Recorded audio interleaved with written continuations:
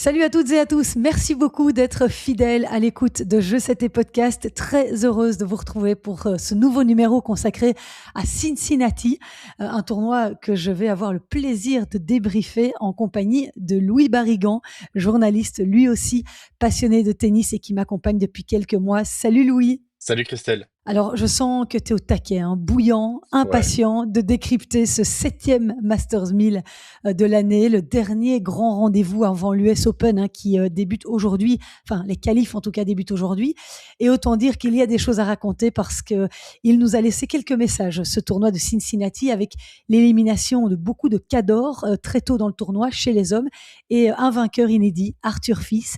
Et puis chez les femmes, le scénario, lui, était complètement différent. Les grandes patronnes ont beaucoup mieux résisté et une joueuse affirme sa puissance et sa régularité, c'est Coco Gauff. À une semaine de l'US Open, qu'est-ce qu'on peut vraiment retenir de ce tournoi? On va voir ça. Cet épisode de Je sais tes podcasts vous est proposé avec le soutien de Luxilone, partenaire du média. Luxilone, fabricant belge de cordage depuis 65 ans et qui fournit 50% des joueurs et joueuses du top 100 mondial. Voilà, je vous souhaite une excellente écoute. C'est parti. Et on va commencer, si tu veux bien, Louis, par cette victoire magnifique d'Arthur Fils. À 22 ans, le Français s'est adjugé son premier Masters 1000, le plus grand titre de sa carrière, après une victoire en finale face à Frances Tiafoe. Le score est assez étrange, 6-3, 1-6, 6-0. Une finale dans laquelle Arthur Fils a été impeccable dès l'entame de la rencontre. Il n'a pas été impressionné du tout par l'enjeu. Il a été archi dominant le premier set. Il était vraiment en démonstration avant de disparaître dans le deuxième. Et pour tout te dire, je suis partie dormir à ce moment-là. Je tenais plus, je m'endormais. Donc je me disais, je vais mettre mon alarme dans 1 heure pour voir où ça en est, ou dans une demi-heure. Et en fait, terminé quoi. Il avait mis 6-0 dans le troisième à Tiafoe. Euh, C'était une finale étrange. C'était super étrange. Comme tu le dis, la première manche, Arthur Fils est complètement dingue. Il perd que 3 points sur son service. Moi, je pensais que ça allait être plié en 2-7 au vu du niveau affiché par le Français. Et puis, il se passe quelque chose au début de la deuxième manche. On voit un Tiafoe qui lâche complètement ses coups, un Arthur Fils qui est crispé, qui se dit qu'il va peut-être gagner son premier Masters 1000. Donc forcément, il y a la peur. Est-ce qu'il joue moins bien? Est-ce qu'il a une petite Mm. blessure, une petite gêne? Est-ce que c'est la fatigue? J'ai écouté sa conférence de presse et on n'en sait pas beaucoup plus. Tout ce qu'on sait, c'est que dans la troisième manche, bon, il a montré que c'était clairement le meilleur joueur des deux.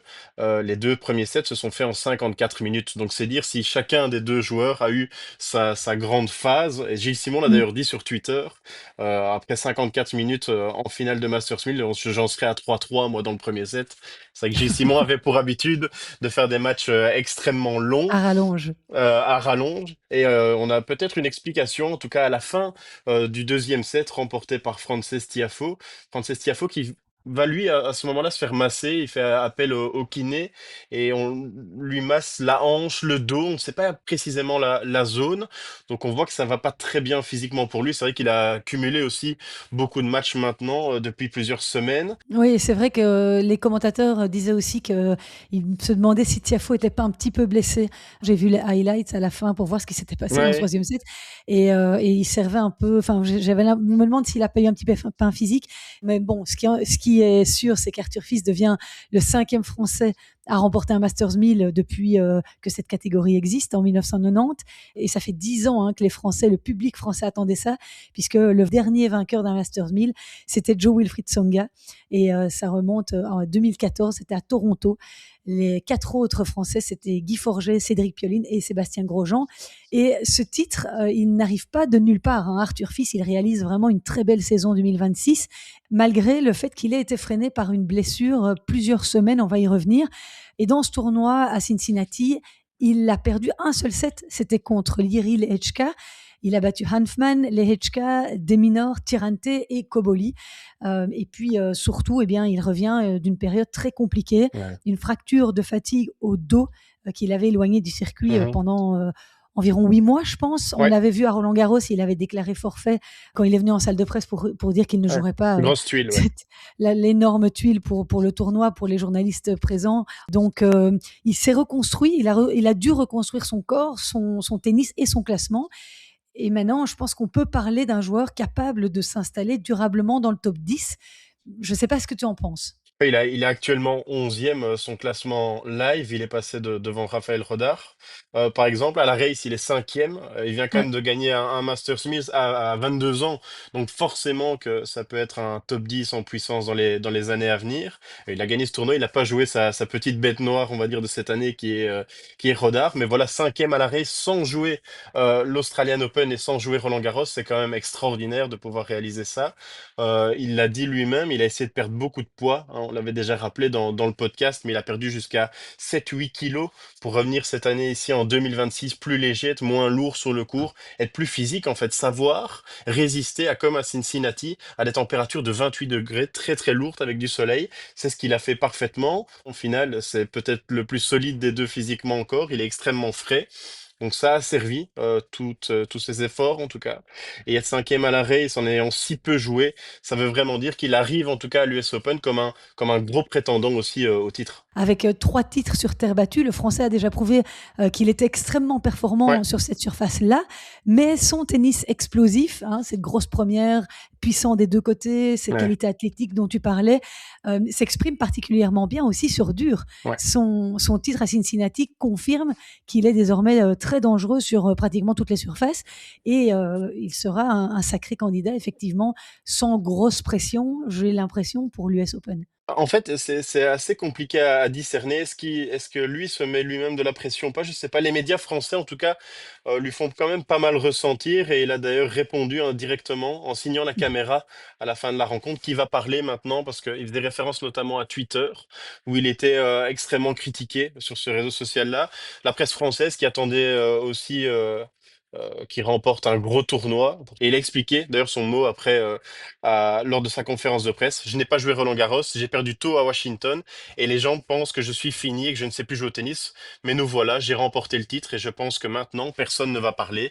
J'utilise les critiques comme un carburant. Soit je ne les regarde pas, mais si elles arrivent devant mes yeux, alors je les utilise comme un carburant.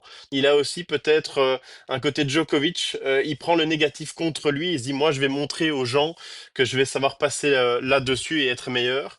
Et moi, ce que j'aime beaucoup, c'est son attitude qui est pas du tout à la française. Alors, c'est pas une critique contre les autres joueurs français du top 100, mais il s'encourage perpétuellement, d'une manière extrêmement positive contre Tiafoe. Il entame ce troisième set et jamais on se dit qu'il va lâcher. Et pourtant, il Ouais. vient d'encaisser une grosse désillusion dans le deuxième set. Il est un peu nulle part et jamais il lâche. Et ça, c'est ce que j'aime beaucoup, c'est que c'est un vrai battant. Tu as aussi l'impression qu'il était critiqué à ce point-là? Moi, j'avais pas le sentiment qu'il essuyait des critiques. Je pensais que les gens comprenaient qu'il était blessé et qu'il lui fallait un peu Oui. de temps pour revenir. Mais je pense que les Français avaient peut-être été déçus aussi. Souviens-toi un peu l'incompréhension à Roland-Garros. On savait pas très bien ce qui se passait.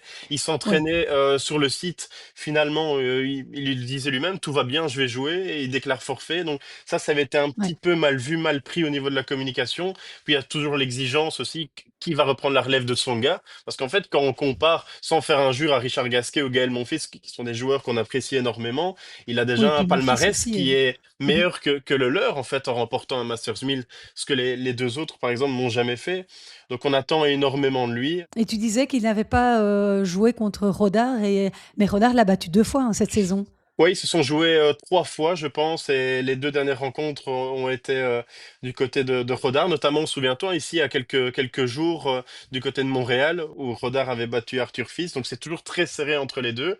Et c'est vrai que c'est aussi deux prétendants qu'on peut voir à la victoire dans quelques jours à l'US Open. Donc ça va être vraiment intéressant à suivre.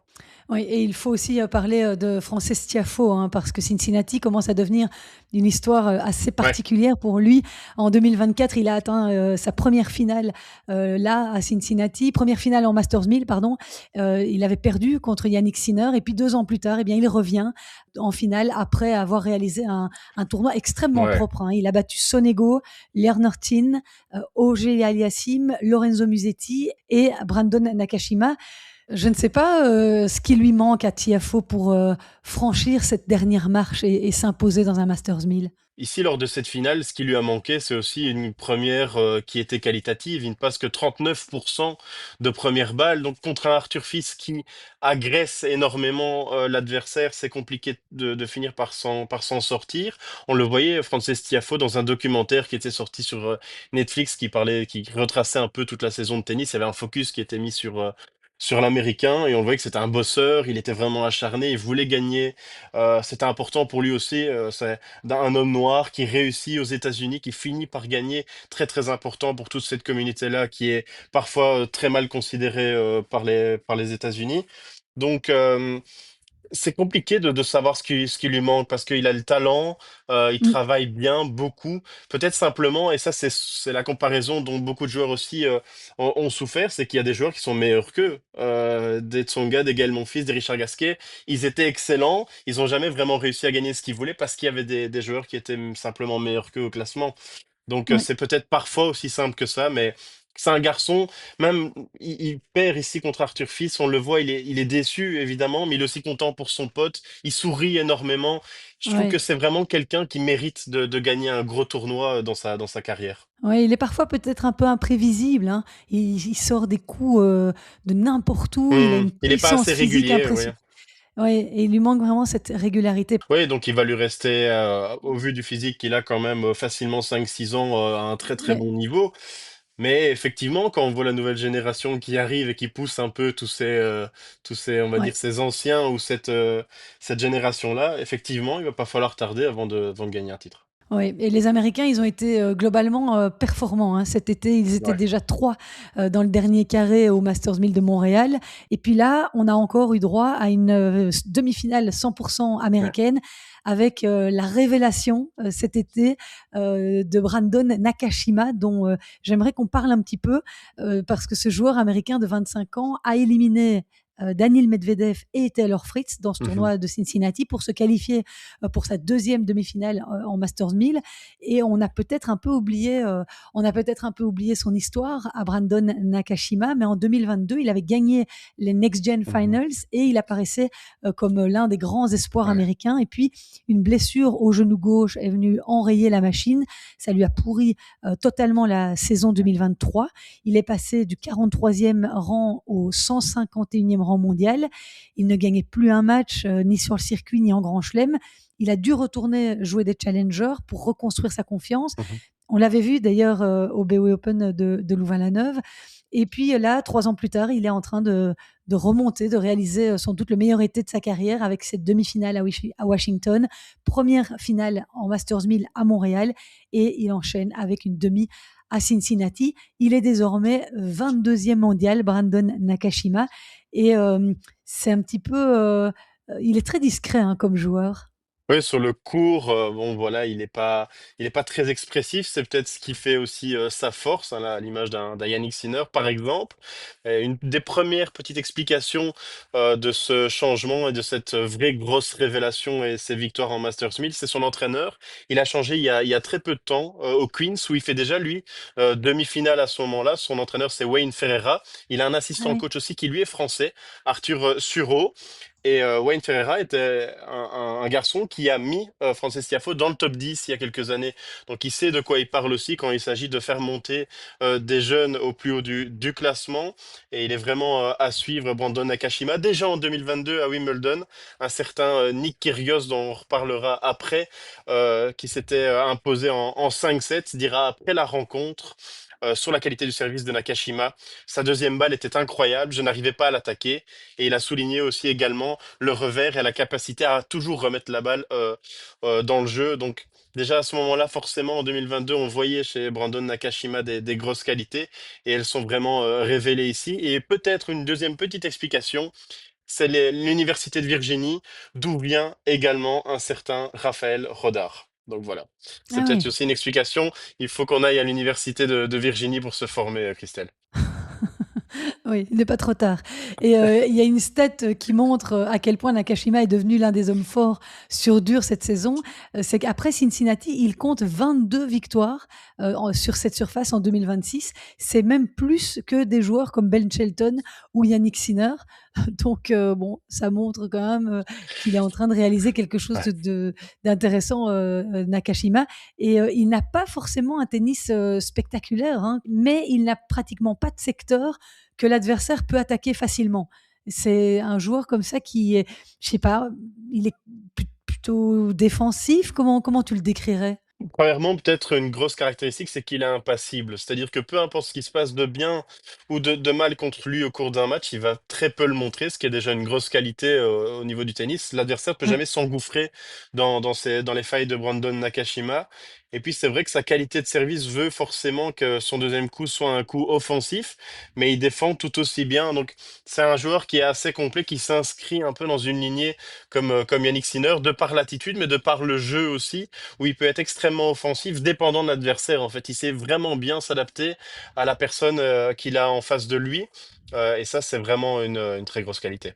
Et on a parlé de Nick Kyrgios brièvement, mais on en parle de sa suspension provisoire parce que c'est quand même ça a alimenté les réseaux sociaux la semaine dernière. L'Australien est suspendu donc provisoirement depuis le 4 août après avoir été contrôlé positif à la cocaïne. C'était lors du tournoi de Majorque le 22 juin dernier. Un laboratoire accrédité par l'Agence mondiale antidopage a détecté un métabolite de la cocaïne. Kyrgios n'a pas contesté hein, le contrôle. Il a reconnu publiquement sur ses réseaux sociaux avoir commis, je cite, une énorme erreur dont il assume l'entière responsabilité. Je ne sais pas quand il comptait arrêter sa carrière, mais je suis pas sûre qu'on le reverra un jour. Oui, ou plus quand est-ce qu'il comptait revenir même, parce qu'il avait montré Oui, parfois certaines intentions, comme il le fait souvent, chaque année de revenir et de revenir très fort et de gagner Wimbledon parce que c'est son souhait. oui, Il y a eu des réactions un peu de tout le monde, hein, que ce soit sur Twitter et des inconnus ou de personnes plus connues du monde du tennis, notamment Simona Halep. Nick Kyrgios lui avait reproché à Simona Halep d'avoir pris voilà, des substances illicites pour l'aider à performer. Simona Halep a réagi, moi j'avais pris des substances illicites, mais involontairement. Et toi, tu prends de la cocaïne de manière forcément volontaire, donc c'est un beau pied de nez que lui met la Roumaine. C'est triste quand même quand on voit les qualités de Nick Kyrgios. Je parle du point de vue tennistique. Ça reste dommage quand on voit aussi ce qu'il aurait pu apporter au tennis. Ça reste un personnage qui a toujours fait des grandes frasques, mais sur le terrain, il était quand même, et il est quand même vraiment brillant. Donc c'est vraiment dommage. Et il avait reproché, souviens-toi, à Yannick Sinner, il oui. arrêtait pas de pilonner Yannick Sinner sur la crème chauffante qu'on lui avait mis, qui lui avait valu enfin une interdiction de plusieurs semaines des cours et du circuit ATP. Tout finit un jour par se payer parce qu'il y avait quand même un côté, un bel acharnement du côté de Kyrgios sur Yannick Sinner. C'est sûr que là, ça lui revient en pleine figure, tel un boomerang, hein, pour rester dans le thème de son pays. Et il y a un autre homme à Cincinnati qu'on n'attendait pas spécialement en quart de finale. Louis, c'est l'Argentin de 25 ans, Thiago Auguste Tirante. Il a fait un très bon tournoi. Il a surtout fait vaciller Novak Djokovic. Il a perdu le premier set 6-2, mais il a réussi après à renverser le Serbe Ouais. 2-6, 6-4, 6-4.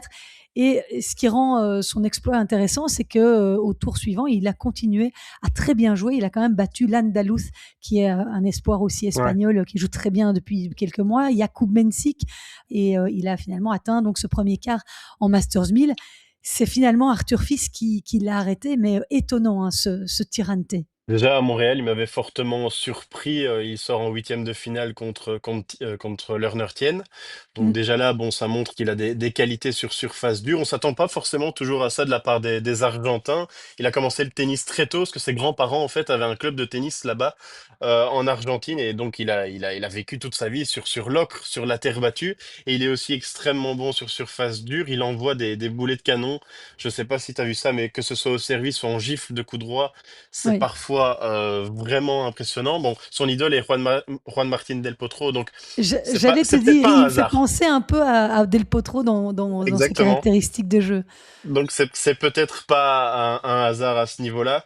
Et le match contre Djokovic, oui, bon, c'est forcément un match qui le montre aux yeux du grand public parce qu'il bat Novak Djokovic et c'est toujours une sensation. Mais Novak, à ce moment-là, qui s'est pas très bien senti, il l'a dit sur le court, il a pris aucun plaisir et les conditions, en fait, sont trop dures pour lui. Il a toujours trouvé d'ailleurs que Cincinnati était un tournoi complexe pour lui. Il l'a déjà gagné, mais et il se sentait pas bien sur le court. C'est vrai qu'à son âge, les conditions sont très très pesantes. Quand on joue si peu que le serve, je Mhm. pense forcément que ça a un impact, mais Thiago Agustin Tirante, vraiment très impressionnant parce que on s'attend pas à le voir sortir sur des tournois comme celui-là sur dur. Oui, mais il a déclaré, c'est un problème de santé que je traîne depuis plusieurs années. Il me cause beaucoup de problèmes, surtout quand il fait chaud C'est et ça. avec autant d'humidité. Bon, il a laissé planer un petit peu, effectivement, le doute sur ce que c'était exactement, Ouais. mais il laisse sous-entendre qu'il a un vrai souci. Le circuit se déroule toujours dans des conditions assez chaudes, Ouais. de l'Australie aux États-Unis. Donc finalement, ça va pas s'améliorer au fil du temps, j'ai l'impression pour lui. Mais il a aussi déclaré qu'il semble qu'il y ait plus de chances que je ne revienne pas l'année prochaine à Cincinnati. On verra ce que l'avenir me réserve.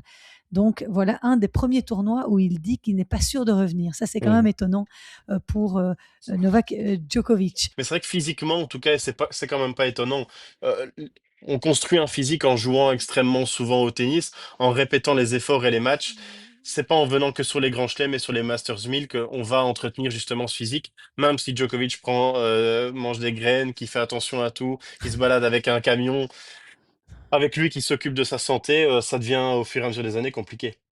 Dans ce tournoi de Cincinnati, bah, comme celui de Montréal d'ailleurs, hein, ça a été un petit peu un jeu de massacre au niveau des têtes Ouais. de série. Ouais. Zverev, tête de série numéro un, est de nouveau tombé assez tôt dans le tournoi, en Hum. huitième de finale contre Tommy Paul, après avoir eu une balle de match, il faut quand même le Ouais. signaler. Medvedev battu par Nakashima, on en a parlé. Ben Shelton sorti dès son premier match par Jaime Faria, le portugais. Tsitsipas sorti par Auger Aliassime. Et puis Rublev également éliminé par Nuno Borges. Alors derrière Sinner et Alcaraz, qui ne sont pas là pour l'instant, on ne retrouve plus automatiquement Ouais. les mêmes. On a l'impression qu'ils sont maintenant beaucoup pour ramasser un peu les morceaux. Je ne sais pas ce que t'en dis. Ouais, mais à 100% d'accord avec toi, Christelle, mais ça fait quand même maintenant quelques temps qu'on ne retrouve plus Tsitsipas, Rublev. Je vais pas citer Daniil Medvedev dans ce lot-là parce qu'il fait encore quelques exploits et quelques éclats de temps en temps. Ben Shelton, son élimination au premier match, je la comprends parce qu'il venait de faire un Oui, tournoi exceptionnel du côté de Montréal. Il était vraiment émoussé physiquement, on l'a vu, et Faria a joué d'une manière brillante, notamment une grosse qualité au service, mais c'est vrai que on voit toute cette nouvelle génération qui vient pousser cette génération en fait qui a maintenant 26, 27, 28 ans et qui n'a pas oui, su gagner au moment où il devait gagner. Quand on fait un peu les comptes, il y a que Daniil Medvedev et un ou deux autres qui ont gagné parmi cette génération-là. Mais si on parle de grand chelem, c'est le cas malheureusement. Rublev s'est jamais forcément illustré en grand non. chelem. Stefanos Tsitsipas, oui, mais il en a jamais gagné un et pourtant il est passé pas loin. Et on voit maintenant des Rodar, des Lerner Tien, des fils, des Nakashima, des Jakub Mensik qui arrivent et qui mettent en fait ces joueurs-là qui n'ont pas su performer au bon moment au pied du mur et ça devient forcément compliqué pour eux. Donc, est-ce que c'est la nouvelle génération qui les met un petit peu dehors? C'est fortement possible avec un tennis qui les surprend même eux aussi. Des inquiétudes du côté de Zverev. Je ne sais pas si tu as vu son match ici à Montréal et à Cincinnati. Oui, oui, oui, bien sûr. Et c'est vrai que il peut avoir des marques d'inquiétude. Alors, il a gagné son premier grand chelem. Il a continué à performer peu après. On le disait nous-mêmes tous les deux dans le podcast. On se dit oui, bon, il vient de gagner son grand chelem. On voit Mm. maintenant, il a le statut d'un gagnant de grand chelem. Et il va gagner tous ses matchs contre les joueurs qui sont moins bien classés que lui. C'est pas forcément vrai maintenant. Ça nous a donné un petit peu tort ici cette tournée américaine. Mais j'attends de quand même voir Zverev en 5-7 parce que j'ai l'impression qu'il a quand même pris une énorme dimension dans les tournois du Grand Chelem. Il Ouais, est tombé aussi face à des bons joueurs lors de cette tournée américaine à Cincinnati et Montréal. ouais, Donc ouais. ça reste à voir. Il n'est pas éliminé contre n'importe qui non plus. Mhm. Et je pense qu'il sera quand même là à l'US Open et qu'il faudra toujours compter sur lui. Allez, je note qu'il ne faut pas s'inquiéter pour Zverev. On fera les Alors, comptes à la fin. voilà. Et puis, dernier point pour parler de ce tableau masculin, parce que tant qu'on parle des jeunes, des révélations, pour venir un petit peu tourmenter Sinner et Mhm. Alcaraz, évidemment, il y en a un autre dont on doit absolument parler dans cet été américain, c'est Raphaël Rodar, 19 ans. Il y a un an, cet Espagnol était encore hors du top 500 mondial. On l'a pas vu Mhm. arriver, tel un boulet de canon. Et aujourd'hui, il est 13e mondial, 9e à la race. Et regardez ce qu'il vient d'enchaîner. Finale à Washington, première demi-finale au Masters 1000 à Montréal, et puis 8e à Cincinnati. À Montréal, il bat notamment Musetti et Arthur Fils. Il devient le premier joueur né en 2006 ou après à atteindre une demi-finale de Masters 1000. À Cincinnati, il est mené 5-1 au troisième set contre Shapovalov. Il sauve une balle de match et puis il gagne les 6 derniers jeux. Il a finalement perdu contre Koboli. C'est assez impressionnant ce qu'il fait cette saison. Et il y a une autre stat qui illustre sa force de caractère dans les matchs serrés, Raphaël Rodar, c'est que cette saison, lorsqu'il a été embarqué dans un troisième set, il a gagné 14 de ses matchs Mhm. et n'en a perdu que 3. Donc il en a un ici. Ouais, il est ultra solide mentalement. Ce qui l'illustre le mieux, c'est un des derniers matchs que j'ai vu de Raphaël Rodar, c'est comme tu le dis, contre Shapovalov, il est mené 5-1 dans le troisième, on se dit mais c'est terminé. Et en plus de ça, il vient d'enchaîner toute une série de matchs où on a l'impression que ce garçon ne peut jamais perdre. Et Shapovalov était plus ou moins bien dans le match, voire même très très bien. Il évolue à un grand niveau. Ça faisait longtemps qu'on l'avait plus vu d'ailleurs. D'ailleurs, on ne le cite même plus quand on parle de prétendants à des titres, parce que tant il performe peu, là il était excellent. Et Rodar n'a jamais rien lâché. Et c'est formidable parce que on sentait à partir d'un moment, et je pense que Shapovalov l'a senti aussi sur le terrain, qu'il avait affaire à un gagnant dans l'âme. Il aurait pu mourir sur le terrain pour gagner. C'est exactement ce qu'il fait. Et aussi performant, est-ce qu'on a déjà vu ça? Oui. Il y a eu Carlos Alcaraz qui est arrivé, qui a fait la même chose. Mais à part citer Carlos Alcaraz, est-ce qu'on a vu un joueur qui arrive et qui balaye tout comme ça sur son passage et qui passe de la passer 500e place à être maintenant 9e à la race? C'est vraiment formidable et dans l'attitude et dans le tennis. Oui, et il y a quelqu'un qui écrivait justement sur Twitter, et ça me fait penser à quelqu'un d'autre qui est venu un petit peu mettre le bazar entre Bah oui, exactement. Nadal et Federer, un certain Djokovic. Et Bien sûr. c'est vrai que la comparaison n'est pas idiote, je trouve. Oui, bien sûr. Et c'est bon. Est-ce qu'il aurait le même rôle de méchant que Djokovic? Je suis pas sûr. Mais par contre, oui, niveau tennistique, on se dit clairement que imaginons 2 ans dans une carrière de tennis, c'est peu, mais en même temps, il a le temps d'énormément progresser. Imaginons à 21 ans la qualité qu'il pourrait avoir s'il améliore encore son service. Je pense que son service est un peu amélioré parce que il doit pas me sauver pas mal de balles de break, mais ses qualités de retour, il rate pratiquement aucune balle.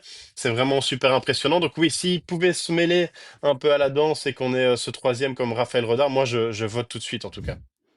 Et Shapovalov, il était un peu contrarié hein, à la fin de son match. Oui, parce qu'en fait, Raphaël Rodar, comme Stefanos Tsitsipas a eu ça aussi pendant très longtemps, c'est ses chaussures Adidas, en fait, à force de glisser sur ces surfaces dures, le lacet est dans la chaussure directement, et en fait, le lacet finit par se casser avec la surface de frottement. Donc les joueurs glissent tellement souvent sur cette surface, et si vous prêtez bien attention, Raphaël Rodar glisse très très bien et énormément de gauche à droite du cours, ça finit par abîmer la chaussure, et donc le lacet qui est à l'intérieur, incorporé directement dans la chaussure. Ce qu'il a fait contre Chapovalov, c'est il avait un coup moins bien physiquement et qu'il prenait vraiment du temps pour refaire ses chaussures et ses lacets et changer de chaussures.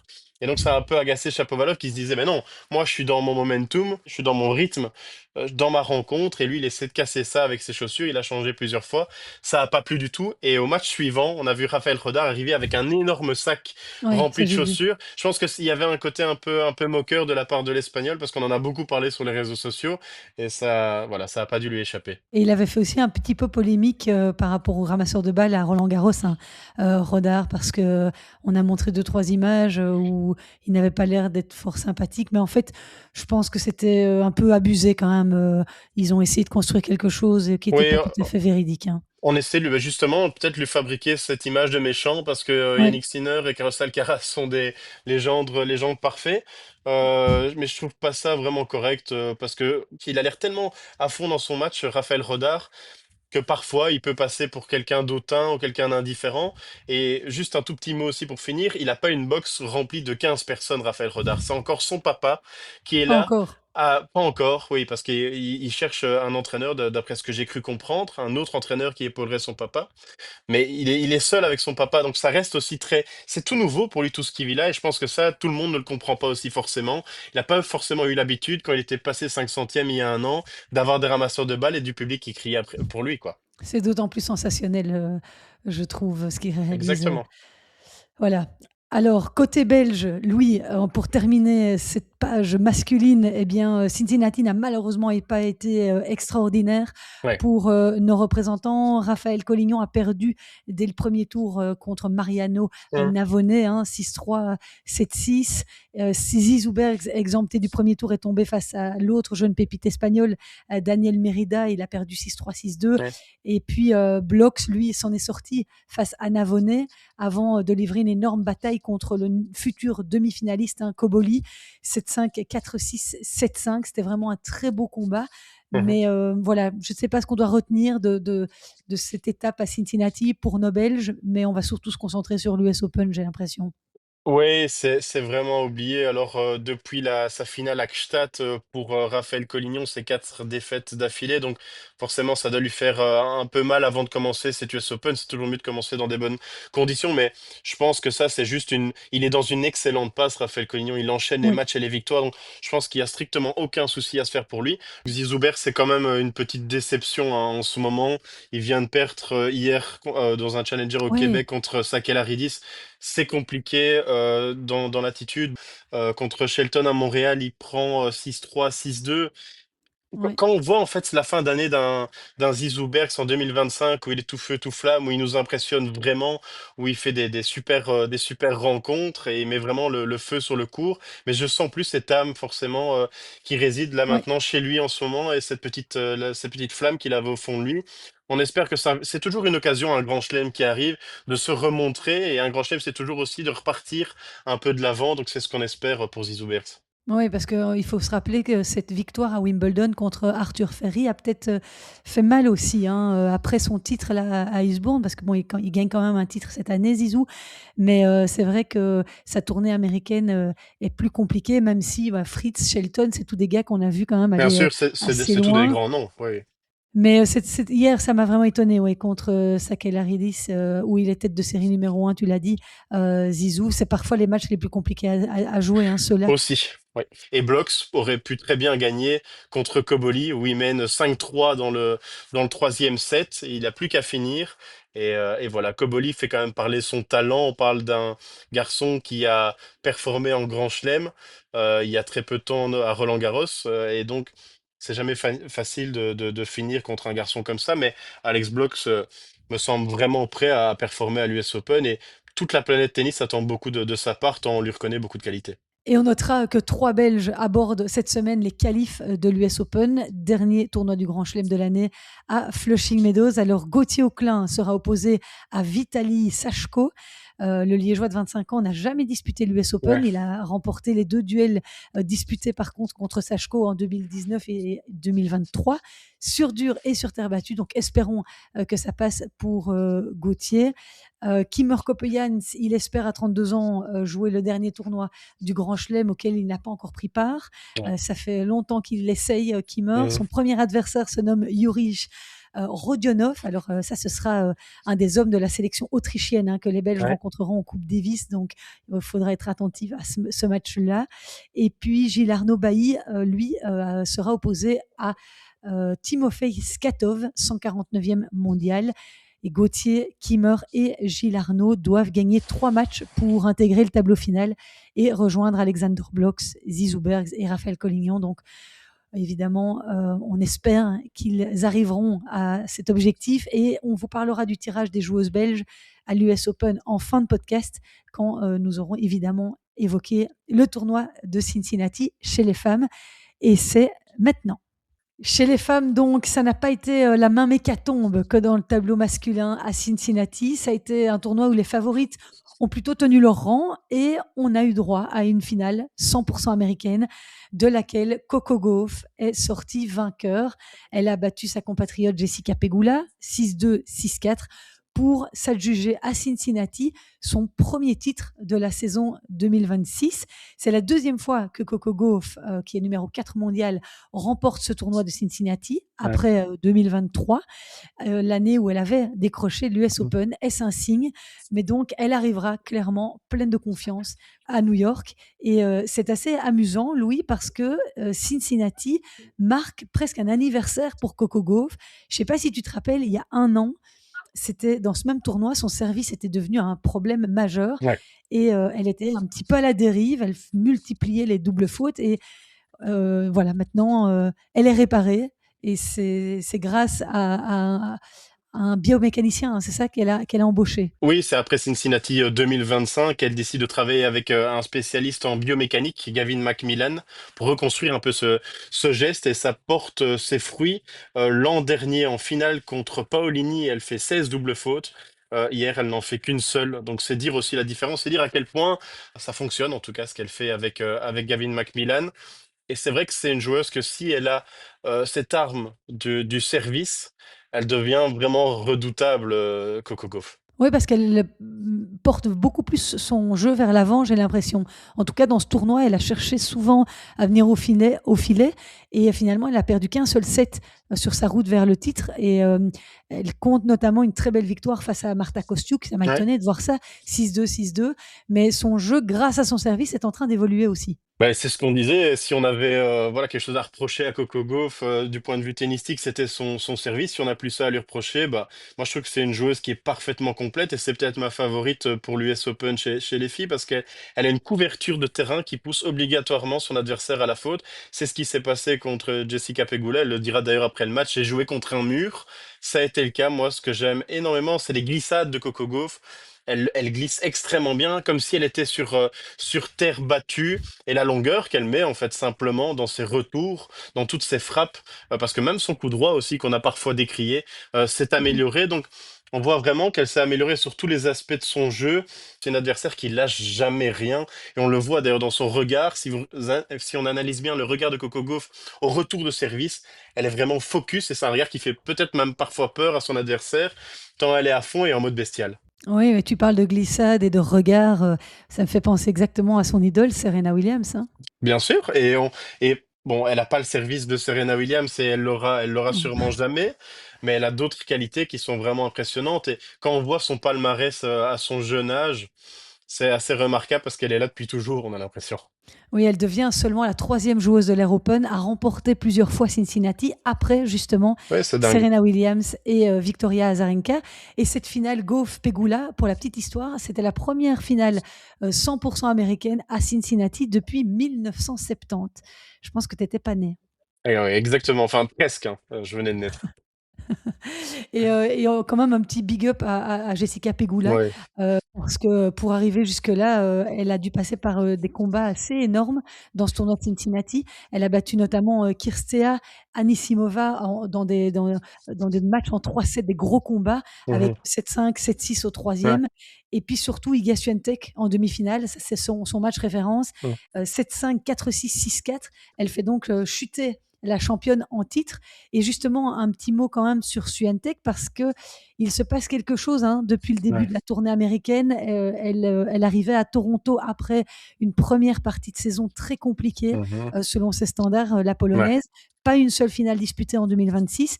Redescendue au huitième rang mondial, 11 mois sans titre et une confiance qui semblait un petit peu entamée, enfin solidement entamée. Et puis bam, Toronto, titre, 12e WTA 1000, avec notamment ce match contre Rybakina qu'elle a balayé en finale 6-2, 6-3. Elle bat aussi Kostiuk au Canada en 3-7. C'est important parce qu'elle restait sur 7 défaites consécutives dans des matchs en 3-7 face au top 20. Donc elle a un petit peu regagné de la confiance. Et puis derrière, eh bien, elle enchaîne avec cette demi-finale à Cincinnati. On va quand même préciser que Rybakina a abandonné en quart, alors que Swiatek menait 4-1. Mhm. Donc, est-ce qu'on a des nouvelles de Rybakina d'ailleurs? Parce que j'ai cru voir passer que son US Open était menacé. Oui, j'ai lu dans la presse qu'apparemment elle souffrirait du tendon d'Achille. Alors on n'en connaît pas Oui, encore vraiment la gravité pour l'instant, mais effectivement son US Open pourrait être mis en cause. ouais, ça rabattrait quelques cartes aussi, hein, parce que Rybakina, c'est quand même du solide. mais qui est aussi un peu moins bien depuis quelques temps, au même titre que Sabalenka. Donc bon, ce serait vraiment dommage si elle venait à louper cette US Open, mais on se réjouit quand même de voir une Iga Swiatek qui va beaucoup mieux, et elle l'a confié hein, après son match ici à Cincinnati et sa défaite contre Pegula. Elle dit que c'est le travail mental qui a surtout fait une grande part dans la réussite de ces derniers jours. Elle a d'ailleurs visé son box une fois qu'elle a eu remporté le tournoi à Toronto, et en fait ça voulait dire vraiment beaucoup parce que elle n'était pas bien, et on le disait nous-mêmes hein, dans ce podcast, on la voyait sur le terrain peu heureuse et qu'elle ne Mhm. savait pas mettre son tennis en place. Et elle a parlé d'une notion de bruit inutile. Alors, j'ai pas très bien compris ce que ça voulait dire aux premiers abords. Et après, j'ai un peu fouillé, et apparemment, elle est très critiquée du côté de la Pologne, des médias polonais et sur les réseaux. Apparemment, voilà, elle se fait critiquer inutilement. Donc elle a voulu répondre aussi à ce bruit inutile en gagnant Toronto, et on se réjouit de la voir quand même à ce niveau-là parce que le tennis féminin se porte bien mieux avec une Iga Swiatek qui va bien. On va l'envoyer faire un tête-à-tête avec Arthur Fils. Ils vont parler des médias dans leur pays. Ouais, bah, on peut envoyer les Espagnols aussi parce que les Espagnols sont très durs avec leurs joueurs. Le seul problème, c'est qu'ils sont difficilement critiquables en ce moment. Ah oui, ça c'est sûr. Et puis, à part ça, la plus belle histoire de la semaine dans le tableau féminin, Louis, c'est Sarah Bejlek. On le prononce comme ça, Bejlek. Ça va, c'est noté. On met pas le J. Tu vois, je te donne toujours un petit cours hein, Ça va. de prononciation. Alors, elle a réalisé, cette jeune femme, l'exploit du tournoi en éliminant la numéro 1 mondiale, Arina Sabalenka, en huitième de finale, une victoire 7-6, 6-4 en 2-7. Mais ce n'est pas tout. Avant ça, elle avait quand même aussi battu Pliskova sèchement. Elle a éliminé Krejcikova et puis Alexandrova, qui est quand même redoutable. Elle a aussi renversé Madison Keys pour atteindre les demi-finales de ce WTA 1000, où Coco Gauff a fini par stopper son incroyable parcours. Ouais. Cette joueuse tchèque, elle n'a que 20 ans. Elle est gauchère. Elle mesure 1,63 m Ouais. et possède un tennis beaucoup plus basé sur les variations, les angles, la lecture de jeu, que sur de la puissance pure. Ça fait du bien au tennis. Est-ce que tu peux un petit peu nous parler du parcours de cette jeune joueuse tchèque? Bah, elle se fait remarquer très tôt, à 16 ans. Elle est déjà demi-finaliste de Roland-Garros Junior, donc forcément, on est directement plus exposé. Elle remporte le double d'ailleurs cette année-là, et elle dispute son premier tableau de finale de Grand Chelem à l'US Open. Et en fait, c'est à ce moment-là qu'elle explose aux yeux du monde du tennis, mais pour une raison qui n'est pas fortement réjouissante. En l'US Open 2022, alors qu'elle est que 209e mondiale, elle va sortir des qualifications. Elle bat Kristina Mladenovic, Priscilla Hon et Heather Watson. Donc c'est vraiment pas mal pour une jeune fille de 16 ans de sortir des gros adversaires comme celle-là. Mais ce qui fait parler, c'est la célébration et un peu la joie, la démonstration de son père et de son coach qui lui tapent sur les fesses au moment de célébrer la victoire. Et une partie du public, et c'est même très fortement sorti sur les réseaux sociaux, était un peu choqué par voilà, cette célébration de la part du coach et de son papa. Elle dit, ben, mon papa, c'est mon papa, et mon coach, je le connais depuis que j'ai 8 ans.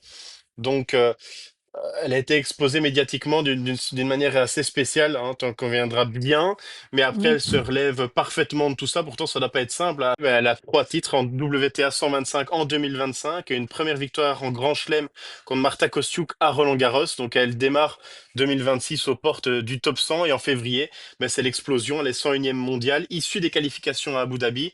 Elle gagne 7 matchs en 8 jours et décroche directement son premier titre en WTA dans un WTA 500. Elle va y battre notamment Ostapenko, Clara Tauson, Alexandrova, et elle bondit grâce à ce titre de la 101e à la 38e place. Donc on l'avait déjà quand même vu bien exploser à ce moment-là. Donc il faut quand même Mhm. bien retenir son nom. Il y a 10% des joueuses qui sont dans ce top 100 sont tchèques. Donc il y a évidemment C'est les dingue. Noskova, les Mourova et toutes les autres, mais maintenant il y a Sarah Bejlek à surveiller. Ouais, surtout elle n'a que 20 ans. C'est hallucinant. Mais effectivement, je me souviens qu'à Abu Dhabi, elle avait déjà fait beaucoup parler d'elle. Oui, et puis moi je trouve que c'est une fille qui est extrêmement intéressante aussi en conférence de presse. Elle le dira, son match contre Madison Keys ici à Cincinnati. Elle a dit, j'ai complètement oublié les plans de mon coach. Je jouais simplement selon mes sensations. Je ne réfléchissais pas vraiment à ce que je devais faire ni à ce que mon entraîneur m'avait dit avant le match. En fait, j'avais tout oublié dès mon entrée sur le court. Donc, elle est aussi extrêmement joyeuse, extrêmement expressive. Elle admire Novak Djokovic. Ça, c'est pour la petite anecdote. Elle vient d'un tout petit village du côté de la République tchèque. C'est ses parents qui l'ont poussé à déménager vers Prague pour bon, s'investir professionnellement dans le tennis parce qu'elle vient d'une famille où ils font du vin. Son grand frère est viticulteur, qui sont complètement fans de vin. Il faut vraiment pas rigoler avec elle lorsqu'on parle d'un petit rouge parce qu'apparemment elle est très sérieuse à ce niveau-là. Ah, il va falloir la rencontrer, cette Sarah Bailey.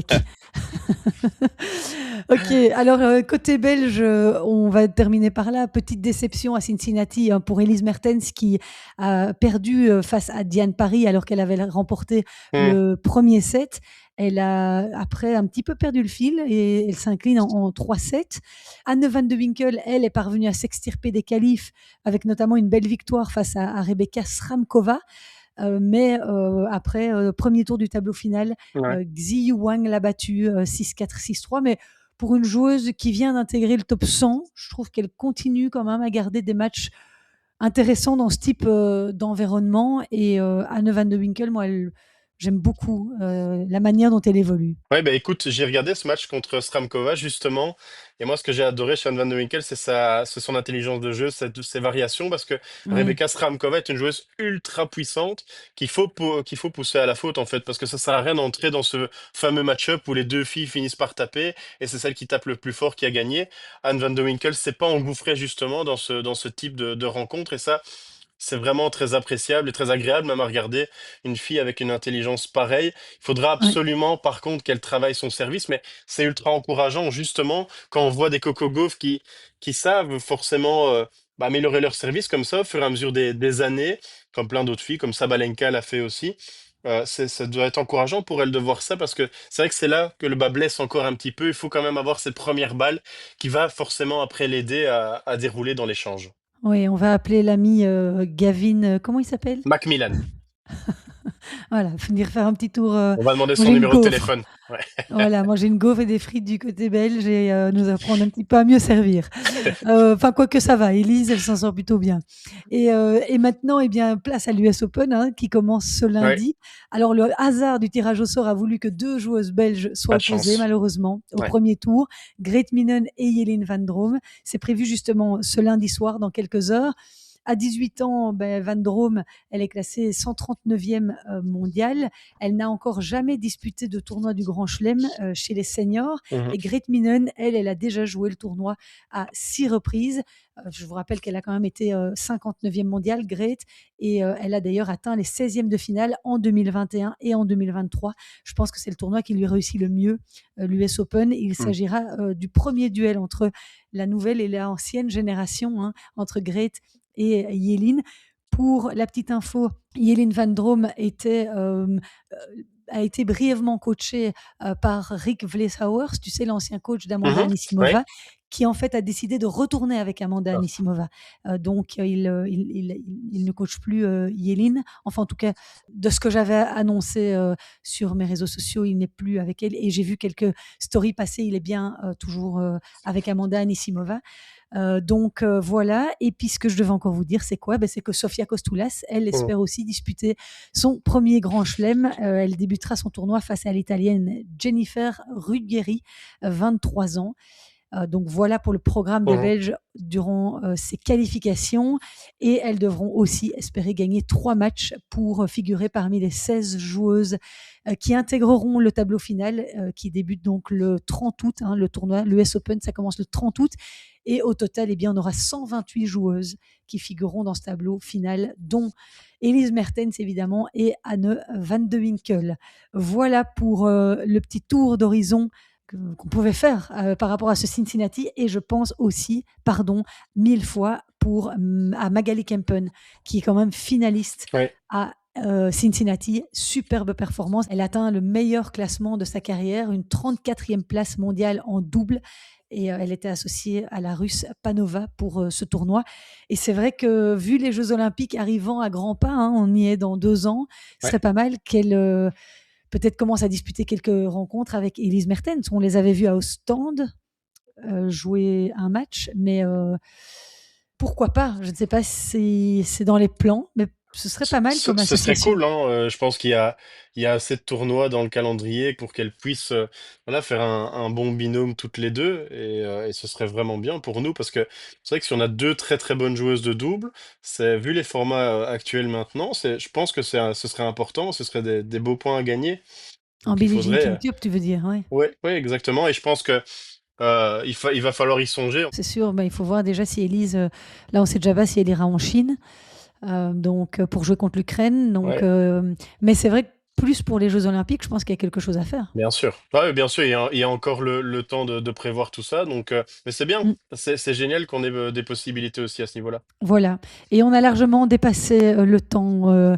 Louis, je sais que c'est toujours un plaisir de bavarder autour du tennis, mais nos auditeurs sont peut-être arrivés à bon port, ou alors ils ont fait 3 fois le trajet pour nous entendre jusqu'au bout. Mais merci à vous tous d'avoir été fidèles au rendez-vous. C'était sympa de vous retrouver. Et puis, eh bien, on se retrouvera bien entendu aux alentours de l'US Open pour vous Ouais. parler des faits marquants. Et puis, on retrouvera aussi Philippe qui est parti ce dimanche matin sur place. Il sera à New York. Il accompagne Léolia Jean-Jean. Il l'accompagne pendant cette US Open. Donc, on sera normalement en duplex avec New York à un moment donné dans les prochains jours. Merci infiniment, Louis. Merci à toi, Christelle, c'était super. Et puis, je te souhaite une bonne Coupe du Monde de hockey. Bah, écoute, on espère que du positif, en tout cas pour nos filles du côté des Red Panthers. Donc, on verra ce que ça va donner, mais on y croit en tout cas, on est positif. Voilà, Louis qui travaille pour justement sur la Coupe du Monde de hockey pour l'instant. N'oublie pas de regarder le tennis quand même, hein. Toujours, j'ai toujours mon téléphone. Je sais que c'est pas très bien, ça fait pas bon élève, mais j'ai le téléphone sur le tennis qui est toujours là, bien présent.